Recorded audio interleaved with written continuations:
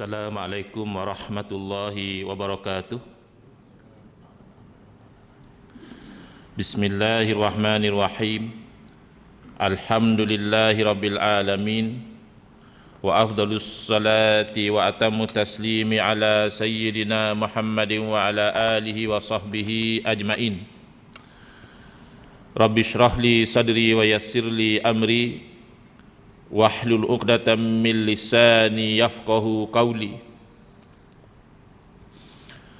Subhanaka la ilma lana illa ma 'allamtana innaka antal alimul hakim.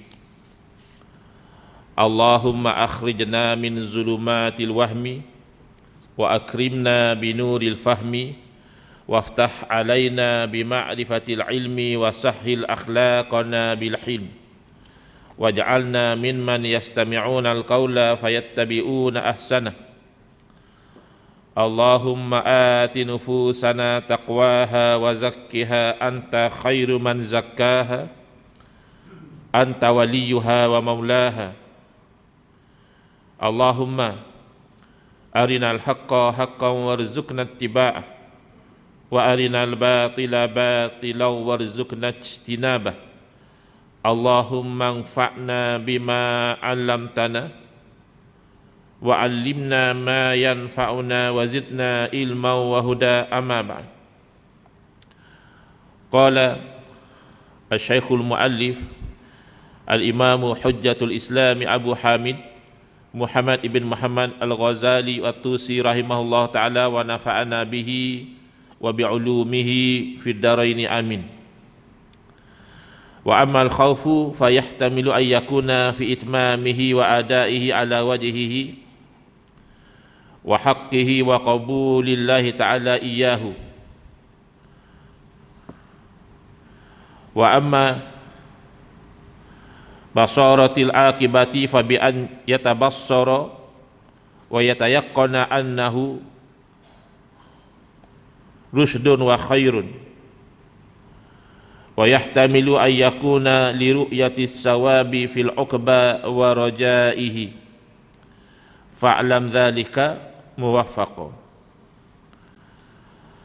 Alhamdulillah, muslimin muslimat, hadirin hadirat yang saya hormati, moga-moga kita semua dirahmati dan diberkati oleh Allah Subhanahu wa taala, dan moga-moga kita semua dikurniakan oleh Allah Subhanahu wa taala kefahaman yang baik di dalam urusan agama kita dan keikhlasan yang mantap di dalam menuju kepada ridha Allah Subhanahu wa taala.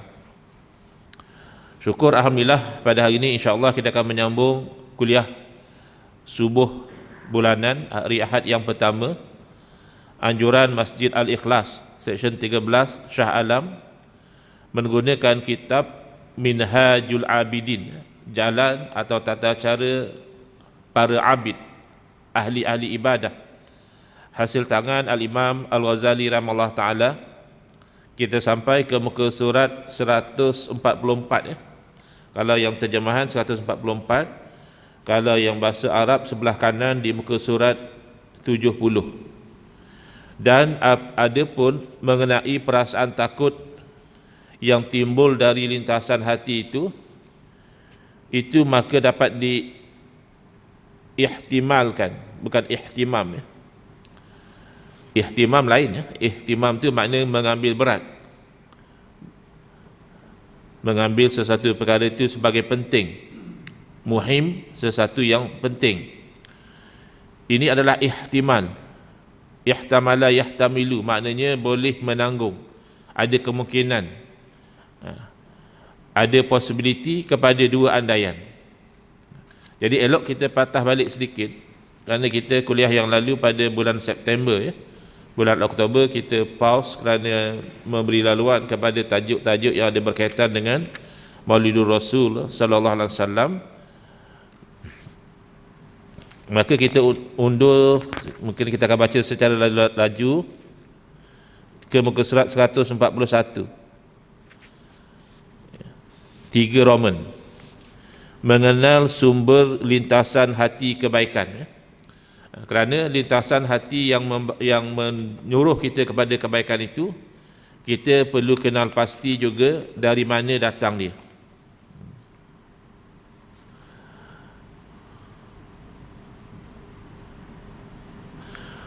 sama ada lintasan itu daripada Allah Ta'ala atau daripada malaikat, maka hendaklah melihat kepada 3 sudut. Pertama, kamu memerhatikan sekiranya lintasan hati itu kuat dan konsisten, maka itu adalah daripada Allah Subhanahu Wa Ta'ala. Dan sekiranya ia itu datang secara mutaraddid, secara sekejap ada sekejap tak ada, tidak konsisten, maka lintasan itu dari malaikat, kerana malaikat ini mengambil posisi sebagai nasih, orang yang menasihati. Maka ia datang kepada kamu tu daripada segenap sudut dan daripada pelbagai rupa, dan malaikat itu akan membawa kepada anda setiap nasihat dengan harapan anda itu mengikuti nasihat tersebut, dan juga anda itu ada keinginan untuk melakukan kebaikan. Jadi itu yang pertama. Yang kedua, sekiranya lintasan kebaikan itu datang selepas daripada kamu itu bersungguh-sungguh melakukan kebaikan dan ketaatan, maka itu daripada Allah Ta'ala. Apa dalil?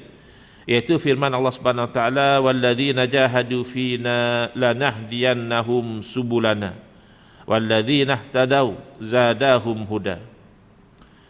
Jadi kalau orang tu bersungguh-sungguh bertahajud, bertaubat dan sebagainya, beristighfar, bermunajat, lalu datang lintasan hati kebaikan, itu adalah daripada Allah Subhanahu Wa Ta'ala berdasarkan firman Allah Ta'ala, dan orang-orang yang bersungguh-sungguh pada kami, yakni pada jalan yang ditunjukkan oleh Allah Subhanahu Wa Ta'ala, lanahdiyannahum subulana, nescaya kami akan tunjukkan kepada mereka jalan-jalan kami. Jadi selepas lakukan mujahadah, bersungguh-sungguh dapat sesuatu lintasan kebaikan berdasarkan ayat Al-Quran itu adalah daripada Allah Subhanahu Wa Ta'ala. Tapi sekiranya lintasan itu datang tidak semena-mena, tak ada buat apa pun, tengah rehat, tengah minum kopi, tengah makan kuih, datang lintasan kebaikan, kebiasaannya itu adalah daripada malaikat, kata Imam Ghazali rahimahullah ta'ala. Dan yang ketiga, sekiranya lintasan kebaikan itu adalah dalam perkara usul, iaitu perkara akidah ataupun amalan-amalan batin, sebab amalan manusia ini ada yang zahir seperti yang kita buat tadi, sembahyang, berwirid, berzikir, berdoa dan sebagainya, dan ada juga amal yang batin, yang orang tak nampak pun tapi ada pahala di sisi Allah Ta'ala, seperti ikhlas, tawaduk, tawakal, sabar, ridha, syukur, maka itu adalah daripada Allah Subhanahu Wa Ta'ala. Dan sekiranya lintasan kebaikan itu adalah pada furu', iaitu pada hukum hakam, fiqh, dan juga pada amalan yang zahir, lintasan itu membawa kita kepada melakukan solat, melakukan sedekah, berpuasa sunat dan sebagainya, maka kebiasaannya itu adalah daripada malaikat, kerana malaikat itu tidak ada jalan untuk mengetahui yang batin daripada hamba. Sebab yang batin itu Allah yang tahu. Kalau bisik kamu ni dahlah berubahlah, ikhlaslah, kamu perasan tak kamu buat tu sebenarnya tak ikhlas pun, di mana malaikat tahu ikhlas tak ikhlas? Maka kalau ada bisikan yang berkaitan dengan amalan batin, itu adalah daripada Allah Subhanahu Wa Ta'ala. Tapi kalau berkaitan dengan amalan zahir, maka kebiasaannya itu daripada malaikat, kerana malaikat itu tidak mengetahui batin seseorang hamba, dalam pendapat kebanyakan ulama. Adapun lintasan kebaikan yang datang dari syaitan, ini pun masalah juga. Zahirnya baik, kalau kamu tak ambil posisi ini, siapa lagi yang nak berjuang? Kamulah harapan orang Shah Alam ni. Dia bisik, kononnya perjuangan, akhirnya pergi kepada habuan nafsu, pergi pada peribadi. Kerana ini istidrajan, gradual. Syaitan ni buat kerja pun secara gradual, secara sedikit-sedikit, untuk orang itu hanyut kepada kejahatan. Maka telah berkata Syekh kami rahimahullah ta'ala, iaitu guru pada Imam Ghazali rahimahullah ta'ala. Sekiranya kamu dapati diri kamu pada melakukan perbuatan tersebut, yang terlintas di hati kamu itu ada kecergasan, tapi sunyi daripada rasa bimbang, hanya rasa excited saja, tak ada rasa bimbang, tak ada rasa takut, dan dengan kegopohan, tidak ada ketenangan, bukan fikir, istikharah, bincang, tidak. Tiba-tiba je ada satu kegopohan untuk melakukan yang sesuatu perbuatan nampak zahirnya baik, dan dengan rasa aman tanpa ada rasa takut, dan dalam keadaan tak pasti apakah hasil nanti. Lantak je lah, buat je lah, apa yang akan berlaku tak tahu lagi. Bukan dengan basirah.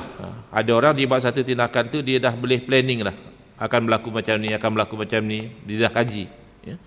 Dia dah buat research lah. Maka kalau yang macam itulah, walaupun ianya adalah lintasan yang zahirnya baik, ketahuilah bahawa ianya daripada syaitan, maka hendaklah dijauhi. Jadi syaitan pun pandai, ya? Bukan syaitan pun pandai, memang dia pandai. Dia dah berapa ribuan tahun dah profession dia menyesatkan manusia. Kita ni baru berapa puluh tahun nak berdepan dengan dia. Jadi dari segi CV dia tu lagi panjang, kepakaran dia. Orang-orang hebat yang disesatkan pun ramai dah, apatah lagi kita yang lemah ni. Jadi ketahuilah bahawa yang demikian itu daripada syaitan, maka jauhilah. Tapi sekiranya kamu dapati diri kamu itu berbeza dengan apa yang disebutkan tadi, lintasan kebaikan itu diiringi dengan rasa takut, bukan rasa excited, yang berlebih-lebihan, dan dengan rasa tenang, bukannya gopoh, dan dengan rasa bimbang, bukannya merasa aman, dan dengan melihat apakah akibat daripada perbuatan itu, bukan hanya dengan membuta tuli, maka ketahuilah lintasan itu daripada Allah Subhanahu Wa Taala atau daripada malaikat.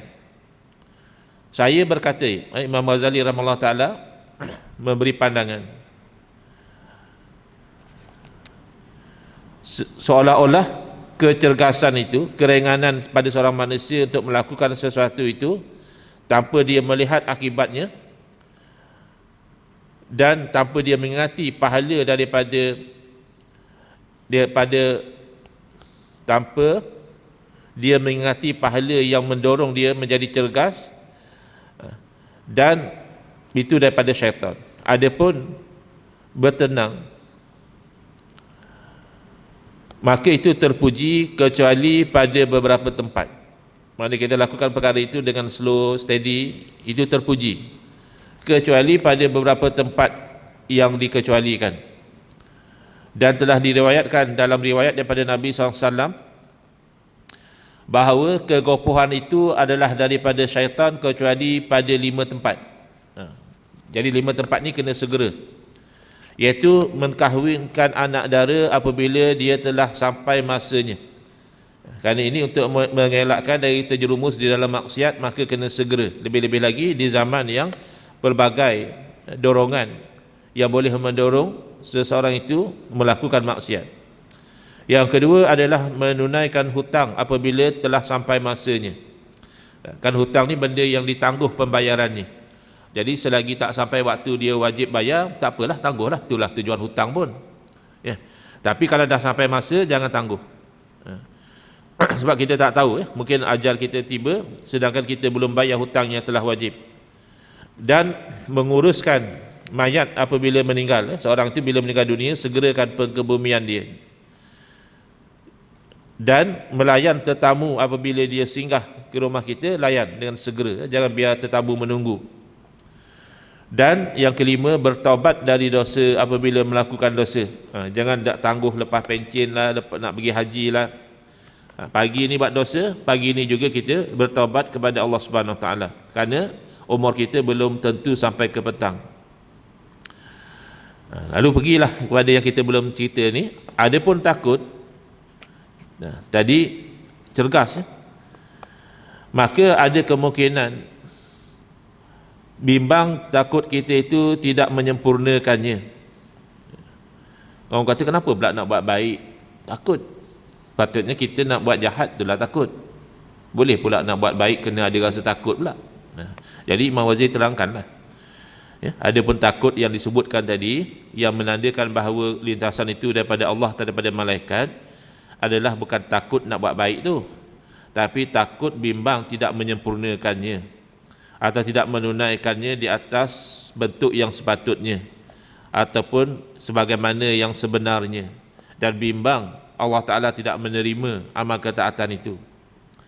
Dan ada pun melihat akibat daripada perbuatan itu adalah bahawa dia nampak dan dia yakin bahawa amalan itu merupakan satu kebijaksanaan dan kebaikan. Dan boleh jadi takut itu bahawa dia melihat pahala di negeri akhirat dan mengharapkannya. Ketahuilah yang demikian itu, moga kamu mendapat taufik. Qala rahimahullah ta'ala fa hadhihi jumlatul fusulis salasati allati lazimatka ma'rifatuha fi faslil khawatiri. Maka inilah 3 fasal, 3 pecahan yang kamu mesti tahu dalam bab khawatir, lintasan-lintasan hati. Far'aha wa am'inin nazara fiha, maka kamu ra'ikanlah, jangan ignore saja, dan hendaklah kamu itu memperdalamkan pandangan kamu dalam masalah ini, mastata'ta, semampu kamu. Fa innaha minal ulumil latifati, kerana sesungguhnya ia daripada ilmu-ilmu yang halus, wal asraris syarifati, dan rahsia-rahsia yang mulia, fi hadzal bab, dalam bab ini. Sebab itu ada sebahagian orang di dalam dia itu suluk menjalani jalan menuju kepada Allah, dia itu mencari guru yang mursyid, ya, murabbi, yang mana guru ini yang membantu dia membezakan. Kadang-kadang dapat idea macam bagus, saya nak berhenti belajar kat universiti ni sebab saya nak masuk pondok. Pondok boleh belajar agama, universiti tak boleh belajar agama. Jangan. Kerana belum tentu dia itu berpindah ke pondok itu membawa kebaikan. Barangkali dia kekal di universiti dengan ilmu yang zahirnya di dunia, dia nanti akan menjadi seorang doktor yang beragama. Dia nanti akan menjadi engineer yang soleh. Bahkan dia mungkin akan jadi orang politik yang ikhlas, ya. Itu susah juga nak cari. Tapi kalau dia pergi ke pondok, belum tentu dia itu mendapat satu ilmu yang baik, bahkan boleh jadi dia itu melarat kepada keburukan. Jadi siapa yang nak bezakan tu? Dan memang saya pernah ada pengalaman, orang yang saya kenal sama-sama belajar di UIA, masa itu masih matrik, macam itulah ceritanya. Satu pagi kami tengok dia tak pergi exam, pelik pula. Orang lain pergi exam, dia tidur. Rupanya dia nak berhenti, alasannya itulah nak masuk pondok. Tapi dia tak tanya nasihat orang dulu, ya, dia dah buat keputusan, dah tak pergi exam, barulah dia itu menceritakan kepada kawan-kawan, beritahu pada guru dia. Jadi dah terlambat. Kalau tanya awal-awal mungkin boleh dinasihati, jangan macam itu. Kamu dah Allah letak kamu pada posisi belajar di universiti, ya teruskan. Belajar di universiti pun bukan tak boleh menadah kitab. Di UIA itu saya tengok ramai je pelajar-pelajar engineering yang sentiasa konsisten hadir daurah kitab dan sebagainya. Tapi long story short lah, sekarang ada di hospital mental di sebelah utara sana. Daripada dia belajar pondok, dan dia kata guru dia pula mengajar tak betul, macam-macam lah. Tak semestinya satu benda yang zahirnya baik itu sebenarnya baik. Itu bimbang adalah kegopohan, itu gopoh lah tu. Belum apa-apa dah tak pergi exam. Patut pergi exam dulu, bincang dengan kawan-kawan, tanya guru, tanya pandangan.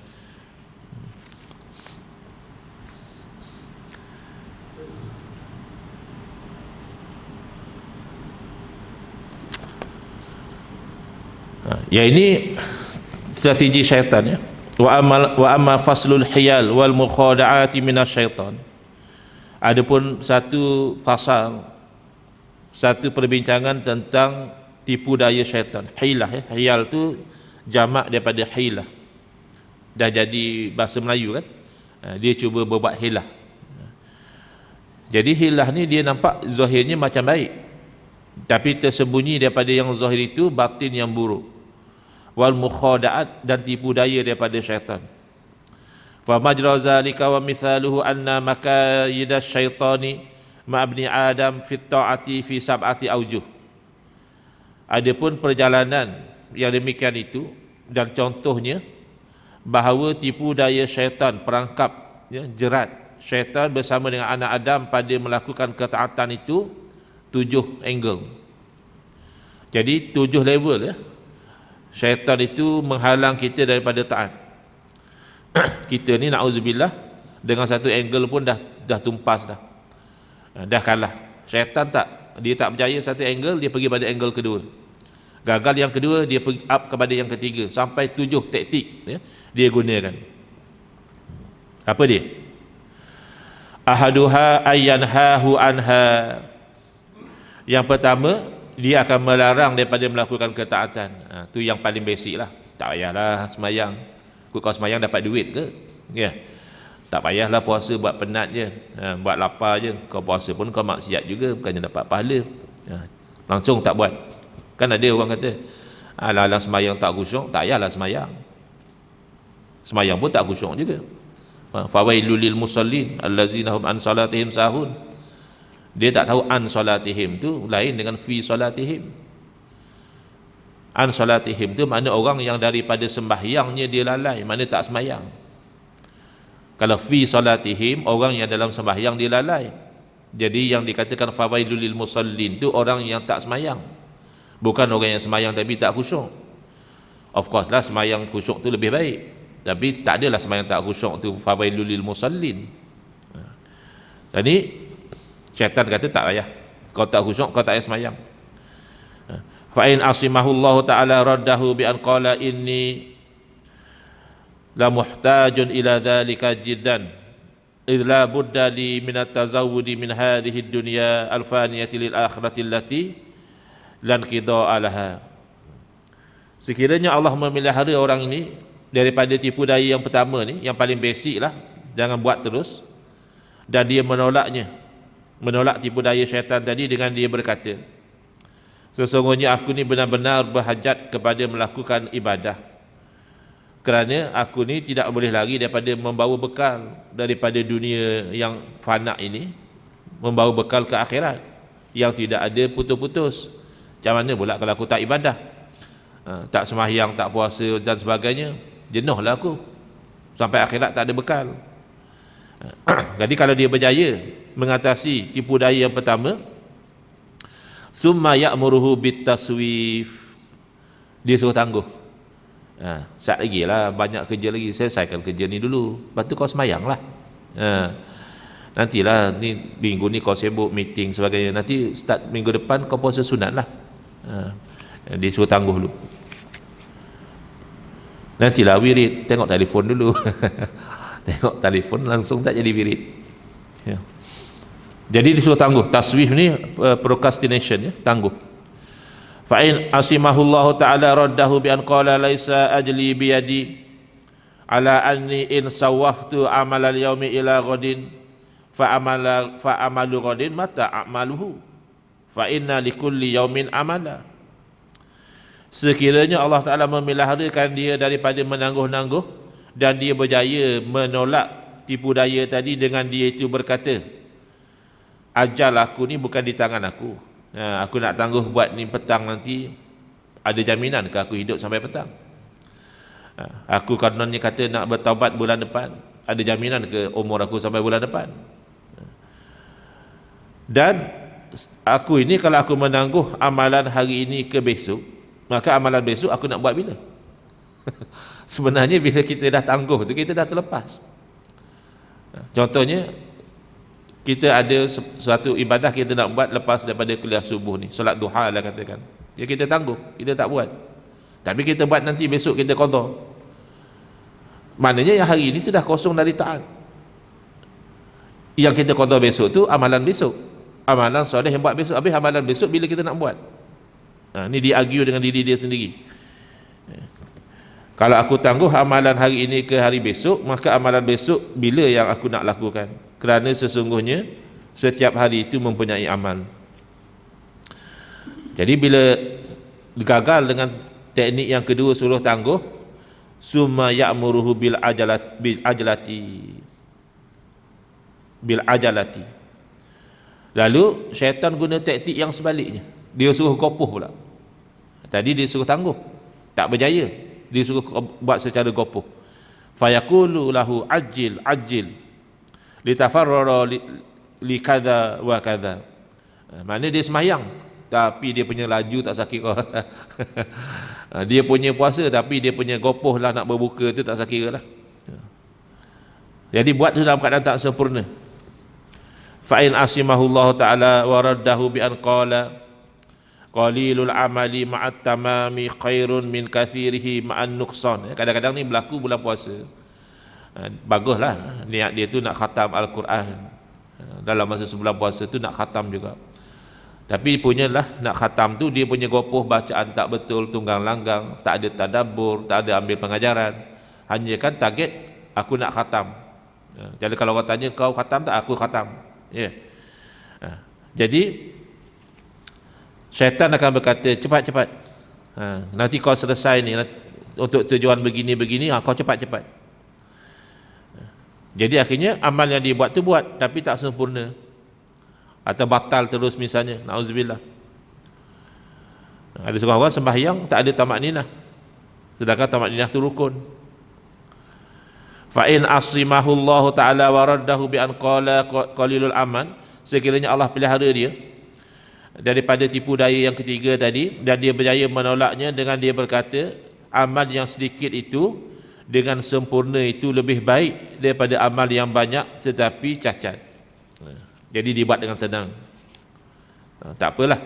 Walaupun misal kata habis Ramadan dia baru habis separuh, tapi dia baca dengan elok, dia ada tadabbur, dia ada insaf, bahkan mungkin dia menangis dengan ayat-ayat yang dia baca. Summa ya'muruhu bi itmamil amali mura'atan linnas. Tengok syaitan dah tak berjaya, dia subat gopoh gapah, dia kata okey buat elok-elok, buat cantik, yang paling cantik sekali, tapi mura'atan linnas, menunjuk-nunjuk kepada orang ramai. Jadi sia-sia jugalah. Zahirnya baguslah, bacaan Qurannya bagus, sembahyangnya elok, ya, tapi oleh kerana ada riak, menunjuk kepada manusia, jadi sia-sia. Fa in asimahullahu ta'ala raddahu bi an qala man ladzi a'malu bi mura'atin nas afala takfini ru'yatullahi ta'ala. Kalau Allah pelihara dia daripada tipu daya yang keempat ini, yang mana syaitan suruh dia buat amalan tu elok tapi untuk menunjuk-nunjuk kepada manusia, lalu dia berkata, apa yang aku buat untuk tunjuk pada manusia ni? Tidakkah cukup bahawa Allah itu melihat amal ibadah aku? Manusia lihat, dia boleh buat apa? Adakah manusia boleh bagi pahala? Adakah manusia boleh jamin syurga? Adakah manusia boleh ampun dosa? Tak ada kan? Hanya manusia lihat. Bahkan kadang-kadang manusia tak ambil pandang pun apa yang kita buat. Manusia kan lebih tertarik mengingati dan melihat keburukan orang lain.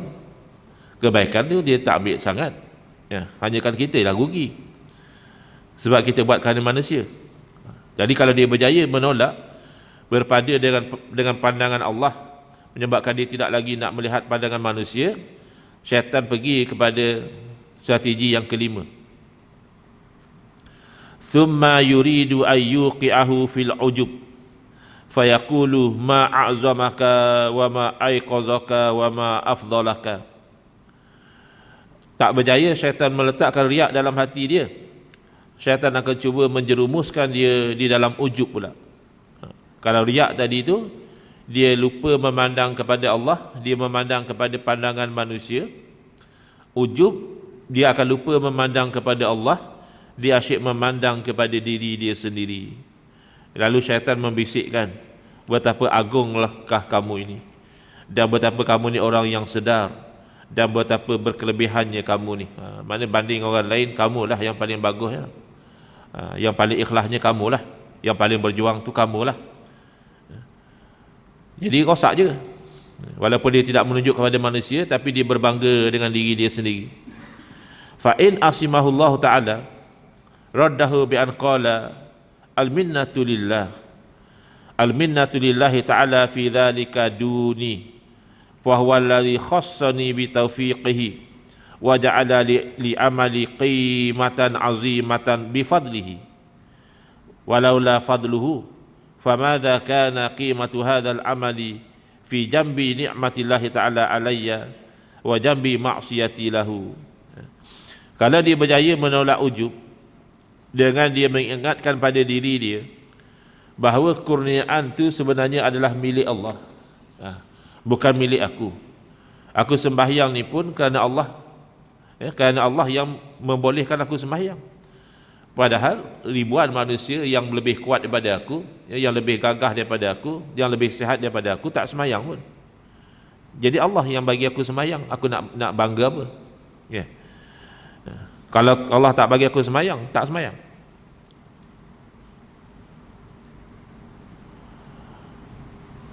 Dan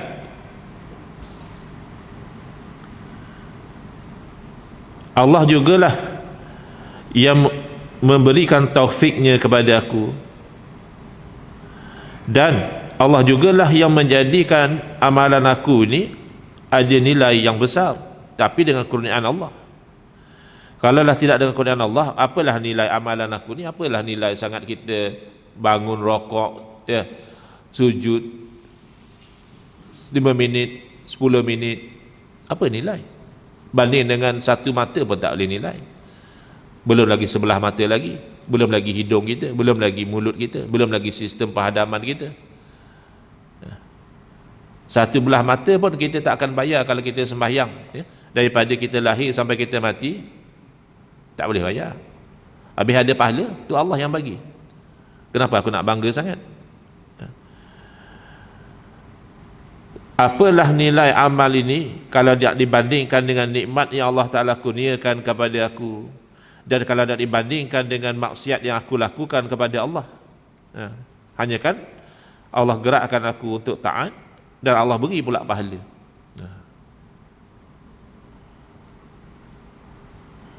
Kalau kita tengok satu keadaan, orang tu dia masuk kerja,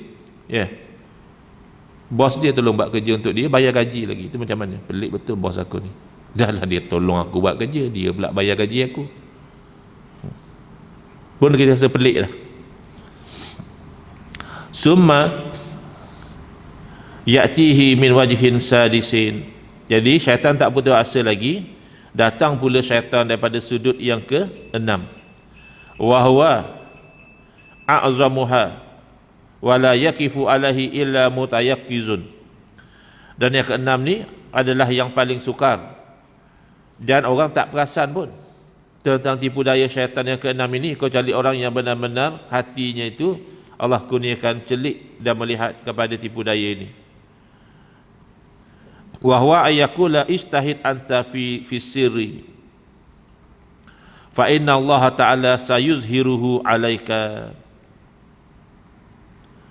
Dia kata sekarang ni kamu buat ibadah ni bersungguh-sungguh dalam keadaan yang sir, orang tak tahu, dalam keadaan sunyi, sesungguhnya nanti Allah yang akan menzahirkan bagi kamu. Nanti Allah yang akan tunjuk pada manusia kalau kamu ni orang yang soleh, kalau kamu ni orang yang pemurah, kalau kamu ni orang yang bagus.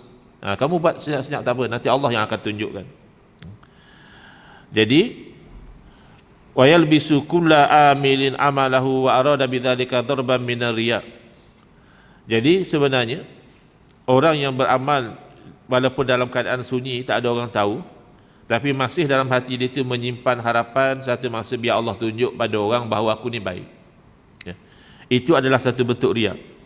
Jadi rosak juga. Yang riak yang awal tadi, awal-awal lagi dia nak tunjuk pada orang, kalau boleh nak bersedekah tu depan wartawan, biar dia ambil gambar masuk berita, Kalau bersedekah tak ada wartawan, dia macam rugilah pula, banyak juga duit keluar tapi tak ada orang tahu. Itu yang level riak yang pertama, memang nak buat depan orang. Yang ni buat di belakang orang, tak ada orang nampak pun, tapi masih menyimpan cita-cita satu masa nanti Allah akan tunjukkan kepada orang kebaikan kita. Fa in asimahullah ta'ala raddahu bi an qala. Kalaulah Allah Ta'ala memelihara orang ini dan dia itu berjaya menolak tipu daya yang keenam ini dengan dia berkata ya mal'un. Rupanya mal'un tu daripada perkataan bahasa Arab.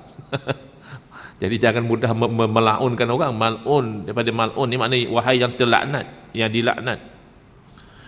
Ilal ana kunta ta'tini min wajhi ifsadi amali wal ana ta'tini min wajhi islahihi litufsidahu. Innama ana Abdullah ta'ala wa huwa sayyidi in syaa azhara wa in syaa akhfa wa in syaa ja'alani khatira wa in syaa ja'alani haqira wa dhalika ilaihi wa ma ubali in azhara zalika linnasi aw lam yuzhirhu falaisa biaidihim syai'. Jadi kalau orang ni benar-benar dia perhati tipu daya syaitan yang macam tu pun dia tolak. Dia kata wahai mal'un, wahai syaitan yang dilaknat. Sampai sekarang hang duk mai kacau aku. Nak bagi rosak amalan aku. Oh sekarang kau datang ni menyamar konon-kononnya nak bagi elok pula. Suruh aku buat amalan dalam keadaan orang tak tahu, tapi rupanya untuk kau bagi rosak juga. Hanya saja aku ni hamba Allah, dan Allah itu adalah Tuhan aku. Kalau Allah kehendaki dia zahirkan, kalau Allah kehendaki Allah sembunyikan. Bahkan ada setengah wali Allah tu dia lebih suka sembunyi. Orang tak tahu dia itu wali. Jadi kalau terpulang kepada Tuhan aku lah. Kalau Tuhan aku nak zahirkan aku, zahirkan. Kalau Tuhan aku nak sembunyikan, sembunyikan. Kalau Allah kehendaki Allah jadikan aku ini penting. Kalau Allah kehendaki Allah jadikan aku ni tak ada nilai, tak ada orang pandang pun. Semuanya itu terpulang kepada Allah. Aku tidak peduli sekiranya Allah menzahirkan segala amal ibadah aku kepada manusia atau Allah tidak zahirkan, aku tak peduli. Dan tidak ada di tangan manusia itu satu kebaikan pun. Dari segi hakikat lah, ya, tak ada kebaikan, kerana kebaikan di tangan Allah. Maka syaitan cuba lagi. Thumma ya'tihi min wajhin sabi'in wa yaqulu. Lalu syaitan datang pada sudut yang ketujuh dan dia membisikkan, la hajata laka ila hadzal amali li'annaka in khuliqta sa'idan lam yadurraka tarkul amal wa in khuliqta syaqiyan lam yanfa'ka fi'luhu. Oh, dia pergi pada hakikat pula. Ni yang mai ilmu hakikat tapi jadi sesat ni. Memang benda yang syaitan cakap ni betul. Bahkan Nabi SAW pernah bersabda, la yadkhil ahadakumul jannata amaluhu atau kama qala sallallahu. Tidak akan memasukkan ke dalam syurga seorang pun daripada kamu amalannya. Mana amalan manusia tu tak mampu memasukkan di dalam syurga. Wala anta ya Rasulullah, amalan kamu pun tidak ke? Kalau amalan kami ni perasanlah amalan tu kurang, ya.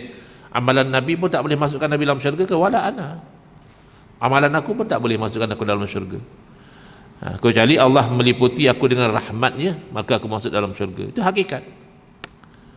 Tapi syaitan guna hakikat dengan cara merosakkan syariat. Apa kata syaitan? Kamu sebenarnya tak berhajat pun pada amalan ni. Yang kamu beramal susah payah ni tak ada hajat pun. Kerana kamu ni kalau diciptakan seorang yang bahagia, kamu tinggal amal pun tak ada masalah. Kalau kamu ni memang dah ahli syurga, ya, kamu tak semayang tak apa pun, dah kalau dalam ilmu Allah kamu ahli syurga, kamu ahli syurga juga. Apa masalah kamu tak semayang pun? Dan kalau kamu itu diciptakan orang yang celaka, yakni ahli neraka, kamu buat taat pun tak ada makna. Susah juga ni. Guna hakikat tapi nak rosakkan syariat. Fa in asimahullahu ta'ala raddahu bi an qala. Sekiranya Allah memeliharakan orang ini, lalu dia berjaya menolak tipu daya syaitan itu dengan dia itu berpegang, innama ana abdun, hanya saja aku ni hamba. Wa alal abdi imtisalul amri li ubudiyatihi, dan tanggungjawab seorang hamba itulah mematuhi perintahnya untuk beribadah kepadanya. Wa rabbu a'lamu bi rububiyatihi, dan Tuhan itu lebih tahu tentang ketahanannya. Jangan kita pula nak play God, jangan kita pula nak meneka-neka takdir. Mana kita tahu kita ni bahagia ke celaka, benda tak tahu. Allah lebih tahu tentang ketuhanannya. Yahkumu ma yasha'u wa yaf'alu ma yurid. Allah menentukan apa yang dia kehendaki dan melakukan apa yang Allah mahu. Wa li'annahu yanfa'unil amalu kaifama kuntu li'anni in kuntu sa'idan ihtajtu ilaihi li ziyadati sawab wa in kuntu syaqiyan fa ana muhtajun ilaihi kaila alumu nafsi ala anna Allah ta'ala la yu'aqibuni ala ta'ati bi kulli hal wa la yadurruni ala anni in udkhiltu an-nara wa ana muti'un ahabbu ilayya min an adkhulaha wa ana asin. Fa kaifa wa wa'duhu haqqun wa qawluhu sidqun. Lalu dia berkata, sekiranya aku ini orang yang bahagia, aku tetap berhajat melakukan ketaatan supaya bertambah pahala, bertambah darajat di syurga. Memang nak masuk syurga dengan rahmat Allah, tapi syurga level mana tu diambil nilai amalan satu orang. Dan sekiranya aku ditentukan celaka, aku juga berhajat kepada melakukan ketaatan supaya nanti aku tidak mencela diri aku sendiri. Mana aku dah usaha dah, nak buat macam mana? Dan Allah Ta'ala tidak akan menghukum aku melakukan ketaatan dalam setiap keadaan, dan tidak memberi mudarat kepada aku sekiranya aku dimasukkan ke dalam neraka hal keadaan aku itu taat, lebih aku sukai daripada aku masuk ke dalam neraka hal keadaan aku itu maksiat. Bagaimana pula bahawa janji Allah itu benar dan firman Allah itu tepat. Dan Allah dah janji orang buat taat masuk syurga, orang buat maksiat akan masuk neraka. Jadi janji Allah itu benar. Hatta kalau Allah masukkan aku yang taat dalam neraka itu lebih baik daripada aku masuk neraka kerana aku maksiat, malu. Dan inilah sebab kenapa wali Allah wanita Rabi'atul Adawiyah dicatatkan beliau berkata, aku menyembah kamu ya Allah bukan kerana tamak kepada syurgamu dan bukan kerana takut kepada nerakamu, tapi aku menyembahmu kerana aku tahu bahawa engkau Tuhan yang berhak disembah. Jadi ada orang yang tak faham, dia kata tak betul ni, wali Allah macam mana ni tak mau masuk syurga, ni wali Allah macam mana tak mau tak takut masuk neraka ni? Bukan. Lisanul hal afsahu min lisanul maqal. Lisan perbuatan itu lebih tajam daripada lisan percakapan. Jadi perbuatan Rabi'atul Adawiyah yang taat kepada Allah, ibadah kepada Allah, jauhi maksiat, itu menunjukkan dia nak masuk syurga. Cuma dia beritahu bahawa dorongan dia melakukan ibadah itu bukan kerana syurga. Sekira-kira kalau dia tahu Allah tak beri dia syurga pun, dia tetap beribadah kepada Allah, bukan kerana takut masuk neraka. Berarti sekira-kira kalau takdir dia tahu selepas dia ibadah ini pun Allah masih masukkan dia dalam neraka, dia tetap tidak tinggalkan ibadah. Ini kemuncak daripada keikhlasan, bukan tak mau masuk syurga, bukan tak takut masuk neraka, bukan. Ini yang Imam Ghazali cerita ni. Kalau tak akan terjerumus dalam tipu daya syaitan tadi.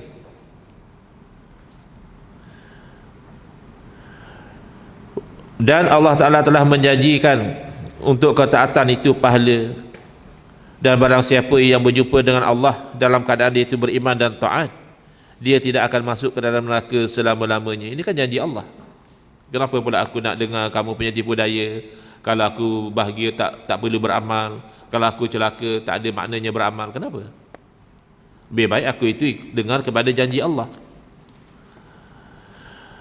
Dan akan masuk ke dalam syurga bukan kerana berhak masuk syurga dengan amal, tapi kerana itu adalah janji Allah yang benar.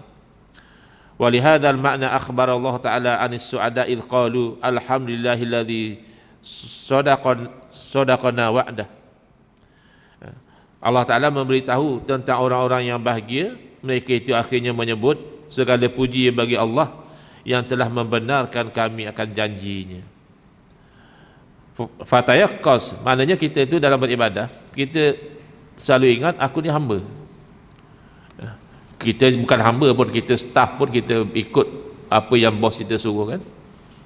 Bahkan ada orang sampai ikut benda yang jahat pun, alasannya orang atasan suruh.